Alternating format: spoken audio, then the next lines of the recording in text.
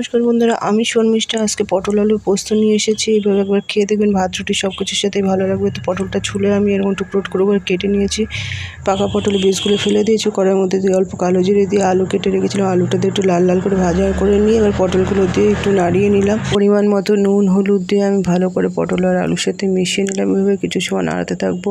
নাড়িয়ে নিয়ে একটা থালা দিয়ে আমি ঢাকা দিয়ে দেবো কিছু সময়ের জন্য হওয়ার জন্য। এর মাঝে আমি পোস্তটা একটু পেস্ট করে নেবো, শুকনোই পেস্ট করে নিলাম। এবার আমি জল আর 4টে কাঁচা লঙ্কা দিয়ে পোস্তর পেস্টটা তৈরি করে নিলাম। এর মধ্যে পটল আর আলুগুলো সেদ্ধ হয়ে গেছে। এবার আমি পোস্তর পেস্টটা সম্পূর্ণ দিয়ে দেবো। পোস্তর পেস্টটা দিয়ে আমি আবার কিছু সময় নাড়াতে থাকবো। 4টে গোটা লঙ্কা দিয়ে দিলাম আমি। লঙ্কাটা দিয়ে আবার কিছু সময় নাড়াতে থাকবো আমি।